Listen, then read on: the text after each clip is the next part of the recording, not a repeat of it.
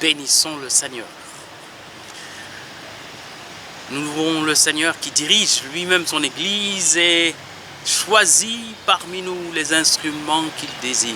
Aussi indignes qu'ils sont, il les affûte et les met à son service. En Actes chapitre 9, verset 15, le Seigneur dit à Ananie, un chrétien de Damas, va. Oui, j'ai bien compris que ce Saul de Tarse s'est envoyé ici pour ramener à Jérusalem, liés par des chaînes, tous ceux qui suivent mon nom.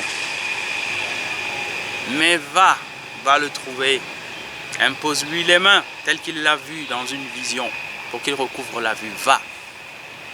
Il met un instrument de choix pour porter mon nom au roi, aux nations et aux juifs. Et le bon Ananie s'exécute. Résultat, on a le Paul que nous avons. En Actes chapitre 18, versets 9 et 10, Paul est revenu de la Grèce. Il est revenu d'Athènes, il arrive à Corinthe. Il fait la connaissance d'Aquila, Priscille, des Juifs qui croient au Seigneur Jésus.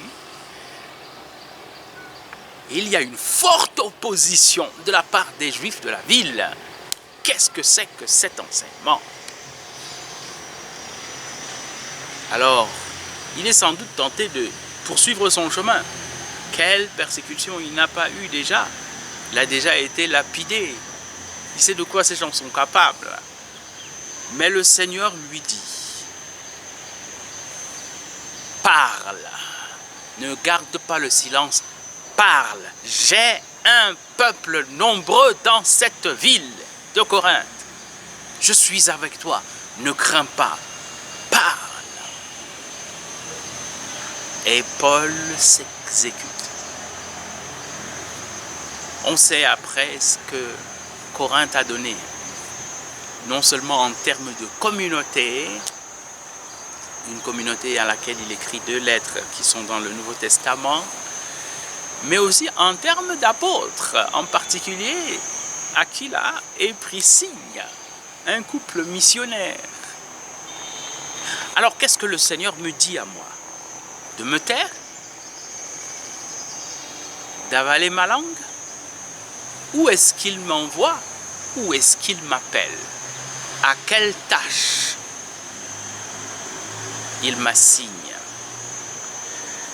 Que le Seigneur me donne d'écouter l'Esprit, nous donne d'écouter l'Esprit de Dieu qui nous guidera où il faut pour faire ce qu'il faut et qui sera à l'œuvre dans notre cœur pour nous fortifier, nous donner les paroles et les actes à poser,